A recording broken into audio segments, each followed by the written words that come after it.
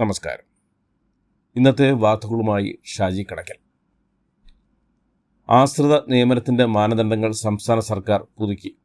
സർവീസിലിരിക്കുമ്പോൾ മരിക്കുമ്പോൾ 13 വയസ്സ് തികഞ്ഞ മക്കൾക്ക് മാത്രമേ ഇനി ആശ്രിത നിയമനം വഴി ജോലി ലഭിക്കൂ. സർവീസ് നീട്ടിക്കൊടുക്കൽ വഴിയോ പുനർനിയമനം മുഖേനയോ സർവീസിൽ തുടരുകയും ആ സമയത്ത് മരണമടയുകയും ചെയ്യുന്ന ജീവനക്കാരുടെ ആശ്രിതർക്ക് അർഹതയുണ്ടായിരിക്കില്ല. മരണപ്പെട്ട ജീവനക്കാരൻ്റെ കുടുംബവാർഷികം വരുമാനം 8 ലക്ഷം രൂപയിൽ കവിയാൻ പാടില്ലെന്നും പുതിയ വ്യവസ്ഥയിലുണ്ട്. വാർത്തകൾ വിശദമായി. സാമൂഹ്യ സുരക്ഷാ പെൻഷൻ അനർഹമായി കൈപ്പറ്റിയ ജീവനക്കാരുടെ സസ്പെൻഷൻ പിൻവലിച്ചു. റവന്യൂ വകുപ്പിലെ 16 ജീവനക്കാരുടെ സസ്പെൻഷനാണ് പിൻവലിച്ചത്. പെൻഷനായി കൈപ്പറ്റിയ തുക പ്രതിവർഷം 18% പലിശ സഹിതം തിരിച്ചടച്ചവരെയാണ് തിരികെ എടുത്തത്. ഡിസംബർ 26-നാണ് റവന്യൂ വകുപ്പിൽ നിന്ന് ക്ഷേമ പെൻഷൻ അനർഹമായി കൈപ്പറ്റിയ 38 ജീവനക്കാരെ സസ്പെൻഡ് ചെയ്തത്. കേന്ദ്രഭരണ പ്രദേശമായ പുതുച്ചേരിയിൽ ആശാവർക്കർമാരുടെ ഓണറേറിയം 10,000 രൂപയിൽ നിന്ന് 18,000 രൂപയായി ഓണറേറിയം ഉയർത്തുമെന്ന മുഖ്യമന്ത്രി എൻ രംഗസ്വാമി പ്രഖ്യാപിച്ചു.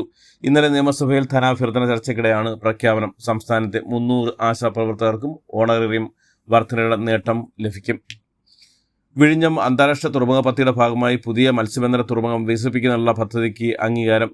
വിഴിഞ്ഞത്ത് നിലവിലുള്ള മത്സ്യബന്ധന തുറമുഖത്തിന്റെ പ്രവേശന കവാടത്തിൽ സന്തുലനാവസ്ഥ മെച്ചപ്പെടുത്താനുള്ള ബ്രേക്ക് വാട്ടർ നിർമ്മാണമടക്കം CWRPS സമർപ്പിച്ച അന്തിമ രൂപയുടെ അടിസ്ഥാനത്തിൽ 2 പാക്കേജുകളായി തുറമുഖ പദ്ധതി നടപ്പാക്കും. 271 കോടി രൂപയുടേതാണ് ഈ പദ്ധതി. മുണ്ടക്കൈ ചുരൽമല ഉരുൾപൊട്ടൽ ദുരന്തഭൂമിയുടെ പുനർനിർമ്മാണ പ്രക്രിയ ലോകത്തിനു മുന്നിൽ കേരളം സമർപ്പിക്കുന്ന പുതിയൊരു മാതൃകയാണെന്ന് റവന്യൂ മന്ത്രി കെ രാജൻ. കൽപ്പറ്റ മേപ്പാടിയിലെ എൽസ്റ്റോൺ എസ്റ്റേറ്റിൽ ദുരന്തബാധിതർക്കുള്ള ടൗൺഷിപ്പിന് മുഖ്യമന്ത്രി പിണറായി വിജയൻ ഇന്ന് തറക്കല്ലിലൂടെ പുനർനിർമ്മാണത്തിന്റെ പ്രധാന ഘട്ടത്തിലേക്ക് പ്രവേശിക്കുമെന്നും മന്ത്രി വിവരിച്ചു. ആശാവർക്കർമാർക്ക് 12,000 രൂപ വരെ നൽകുമെന്ന് പാലക്കാട് നഗരസഭ. ബജറ്റ് പ്രസംഗത്തിലാണ് നഗരസഭയുടെ പ്രഖ്യാപനം. ഇതിലൂടെ മാസം നഗരസഭ ഓരോ ആശാവർക്കർമാർക്കും 1,000 രൂപ വീതം അധികം വരുമാനം ലഭിക്കും. BJP-യാണ് പാലക്കാട് നഗരസഭ ഭരിക്കുന്നത്. സംസ്ഥാനത്ത് അടുത്ത തവണയും LDF ഭരിക്കുമെന്ന് UDF-ന്റെ കുഴപ്പം കൊണ്ടാണ് ഇങ്ങനെ സംഭവിക്കുന്നതെന്നും SNDP യോഗം ജനറൽ സെക്രട്ടറി വെള്ളാപ്പള്ളി നടേശൻ. BJP-യുടെ പുതിയ സംസ്ഥാന അധ്യക്ഷൻ രാജീവ് ചന്ദ്രശേഖരനെ മാന്യ വ്യക്തിയെന്ന് വിശേഷിപ്പിച്ച അദ്ദേഹം PC ജോർജിനെ നിശിതമായി വിമർശിച്ചു. അനധികൃത സ്വത്ത് സംഭാവന കേസിൽ മുൻ മന്ത്രി K ബാബുവിനെതിരെ എൻഫോഴ്സ്മെന്റ് ഡയറക്ടറേറ്റ് കുറ്റപത്രം സമർപ്പിച്ചു. കൊച്ചിയിലെ കോടതിയിലാണ് കുറ്റപത്രം സമർപ്പിച്ചത്.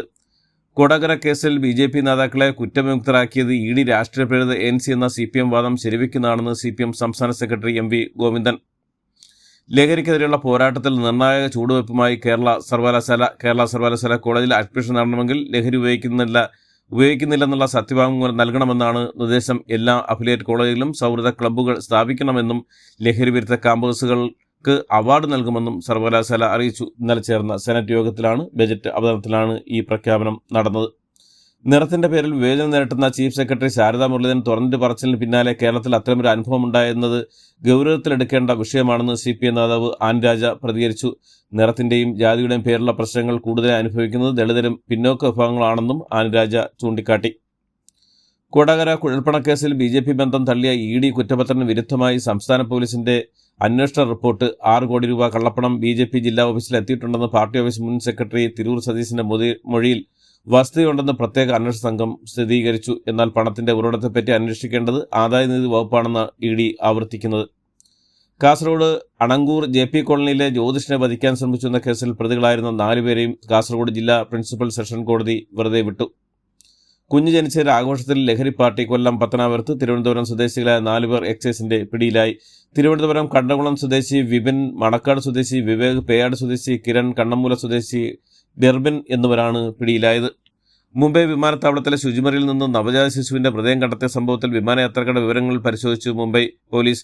കുട്ടി ജനിച്ച ഉടൻ തന്നെ കൊലപ്പെടുത്തിയിരിക്കാമെന്ന നിഗമനത്തിലാണ് അന്വേഷണ സംഘം. ഇന്നലെ രാത്രി 10:30 വിമാനത്താവളത്തിന്റെ ശുചിമുറിയിൽ വൃത്തിയാക്കാൻ എത്തിയ ജീവനക്കാരാണ് മൃതദേഹം കണ്ടത്. കർണാടകത്തിൽ വിമത MLA ബസനഗൌഡ പാട്ടീൽ യജ്ഞാലിനെ BJP പുറത്താക്കി. പാർട്ടി വിരുദ്ധ പ്രവർത്തനങ്ങളുടെ പേരിലാണ് 6 വർഷത്തേക്കുള്ള ഈ നടപടി. അമേരിക്കൻ മാസോന്തര കമ്മീഷണറെ ആഞ്ഞടിച്ച് ഇന്ത്യ ഒറ്റപ്പെട്ട സംഭവങ്ങൾ ചൂണ്ടിക്കാട്ടി ഇന്ത്യയെ അവമാനിക്കുന്നുവെന്നും ഇന്ത്യക്കെതിരെ അജണ്ട വെച്ച് പ്രവർത്തിക്കുന്ന സ്ഥാപനം എന്നുമാണ് കേന്ദ്ര വിദേശകാര്യ മന്ത്രാലയത്തിന്റെ വിമർശനം. സഭയിൽ മര്യാദ കാട്ടുന്നില്ലെന്ന കടന്നാക്രമണത്തിലൂടെ പ്രതിപക്ഷ നേതാവ് രാഹുൽ ഗാന്ധിയെ വ്യക്തിപരമായി ശകാരിച്ച് ലോക്സഭാ സ്പീക്കർ ഓം ബിർള. കുടുംബാംഗങ്ങൾ ലോക്സഭയിൽ നേരത്തെയും ഒന്നിച്ച് അംഗങ്ങളായിട്ടുണ്ടെന്നും പ്രതിപക്ഷ നേതാവ് സഭയുടെ അന്തസ്സ് കാത്തുസൂക്ഷിക്കണമെന്നും ഓം ബിർള ആവശ്യപ്പെട്ടു. കര വ്യോമസേനകൾക്കായി 156 ഹെലികോപ്റ്ററുകൾ വാങ്ങാൻ പ്രതിരോധ മന്ത്രാലയം. ഇതിനുള്ള അനുമതി ഉടൻ കേന്ദ്രസഭയുടെ ഭാഗത്തുനിന്ന് ഉണ്ടാകുമെന്നാണ് റിപ്പോർട്ടുകൾ. ഇന്ത്യ തദ്ദേശീയമായി വികസിപ്പിച്ച ലഘു യുദ്ധ ഹെലികോപ്റ്ററായ പ്രജൻ്റാണ് ഇരു സേനകൾക്കുമായി വാങ്ങുക. US-ഉമായുള്ള വ്യാപാര ബന്ധം കൂടുതൽ സൗഹൃദപരവും ദൃഢവുമാക്കാൻ കൂടുതൽ ഉൽപ്പന്നങ്ങൾക്ക് ഇറക്കുമതി തീരുവയിൽ ഇളവ് നൽകുന്നത് പരിഗണിച്ച് ഇന്ത്യ US-ൽ നിന്ന് ഇറക്കുമതി ചെയ്യുന്ന ഹാർലി ഡേവിഡ്സൺ ബൈക്കുകൾ, ബർബൻ വിസ്കി, കാലിഫോർണിയൻ വൈൻ എന്നിവയ്ക്കുള്ള ഇറക്കുമതി തീരുവയിൽ കൂടുതൽ ഇളവ് അനുവദിക്കുന്ന കാര്യമാണ് പരിഗണിക്കുന്നത്. ഉത്തർപ്രദേശിൽ ന്യൂനപക്ഷങ്ങൾ സുരക്ഷിതരാണെന്ന് മുഖ്യമന്ത്രി യോഗി ആദിത്യനാഥ്. തെക്കൻ കൊറിയയിൽ കാട്ടുതീയിൽ മരണം 24ആയി. സൈന്യത്തിന്റെ സഹായത്തോടെ തീയണയ്ക്കാൻ ശ്രമം തുടരുകയാണ്. 30,000-ഓളം പേരെ സുരക്ഷാ സ്ഥലങ്ങളിലേക്ക് പാർപ്പിച്ചു എന്ന് അധികൃതർ അറിയിച്ചു. 250-ലധികം ഘട്ടങ്ങളിൽ കത്തിനശിച്ചതായും അധികൃതർ വ്യക്തമാക്കി. സൂപ്പർ താരം ലിയോൺ മെസ്സി നയിക്കുന്ന അർജന്റീന ഫുട്ബോൾ ടീം ഒക്ടോബർ കേരളത്തിലെത്തും. പ്രദർശന ഫുട്ബോൾ മത്സരത്തിൽ കളിക്കാനാണ് അർജന്റീന ദേശീയ ഫുട്ബോൾ 14 വർഷങ്ങൾക്ക് ശേഷം ഇന്ത്യയിലെത്തുന്നത്. ഒക്ടോബറിൽ കൊച്ചിയിലായിരിക്കുമെന്ന് മത്സരമെന്ന് പ്രധാന സ്പോൺസറായ HSBC അറിയിച്ചു. IPL-ൽ രാജസ്ഥാൻ റോയൽസിനെതിരെ കൊൽക്കത്ത നൈറ്റ് റൈഡേഴ്സിന് 8 വിക്കറ്റ് ആരാധിക ജയം. ടോസ് നഷ്ടപ്പെട്ട് ആദ്യം ബാറ്റ് ചെയ്ത രാജസ്ഥാന് നിശ്ചിത 20 ഓവറിൽ 9 വിക്കറ്റ് നഷ്ടത്തിൽ 151 റൺസ് എടുക്കാനേ സാധിച്ചുള്ളൂ. മറുപടി ബാറ്റിംഗ്സിൽ പുറത്താകാതെ 61 പന്തിൽ 97 റൺസ് എടുത്ത ഓപ്പൺ കിൻഡൻ ഡി കോക്കിന്റെ മികവിൽ 2 വിക്കറ്റ് നഷ്ടത്തിൽ കൊൽക്കത്ത ലക്ഷ്യത്തിലെത്തി. 2 കളികളിൽ രാജസ്ഥാന്റെ രണ്ടാം തോൽവിയും കൊൽക്കത്തയുടെ ആദ്യ ജയവുമാണിത്. ഏപ്രിൽ 1 മുതൽ ATM വഴിയുള്ള പണം പിൻവലിക്കൽ മാറ്റങ്ങൾ വരികയാണ്. ഇതിലേറ്റവും പ്രധാനപ്പെട്ടത് സൗജന്യ പിൻവലിക്കലുടെ എണ്ണം നിജപ്പെടുത്തി എന്നതാണ്. അടുത്ത ആഴ്ച മുതൽ മറ്റ് ബാങ്കുകളിൽ നിന്ന് പ്രതിമാസം വെറും 3 സൗജന്യ പണം പിൻവലിക്കൽ മാത്രമാകും അനുവദിക്കുക. ഇതിനുശേഷമുള്ള ഓരോ പിൻവലിക്കൽക്കും 20 മുതൽ 25 വരെ ഈടാക്കും. ഓൺലൈൻ രീതിയിലേക്ക് കൂടുതൽ മാറേണ്ടി വരുമെന്ന് ചുരുക്കം. SBI, Punjab national bank, Canara bank തുടങ്ങിയ ബാങ്കുകൾ മിനിമം ബാലൻസ് സൂക്ഷിക്കുന്നതുമായി ബന്ധപ്പെട്ട മാറ്റങ്ങൾ വരുത്തിയിട്ടുണ്ട്. ഇടപാട് നടത്തുന്ന ബാങ്ക് ബ്രാഞ്ചിരിക്കുന്ന പ്രദേശവുമായി ബന്ധപ്പെട്ടാകും ഇനി മിനിമം ബാലൻസ് നിശ്ചയിക്കുക. നഗരങ്ങളിൽ മിനിമം ബാലൻസ് തുക കൂടുതലും ഗ്രാമങ്ങളിൽ കുറവും ആയിരിക്കും. മിനിമം ബാലൻസ് പാലിച്ചില്ലെങ്കിൽ പിഴയിൽ വ്യത്യാസം ഉണ്ടാവും. ഓരോ ബാങ്കിനും വ്യത്യസ്ത നിരക്കാവും. മോർസെ ഡ്രാഗൺ എൻ്റർടൈൻമെൻറ്റ് നിർമ്മിക്കുന്ന 916 കുഞ്ഞൂട്ടൻ്റെ ഫസ്റ്റ് ലുക്ക് പോസ്റ്റർ റിലീസായി. ഇതോടുകൂടി ഇന്നത്തെ വാർത്തകൾ അവസാനിക്കുന്നു. എല്ലാവർക്കും നന്ദി, നമസ്കാരം.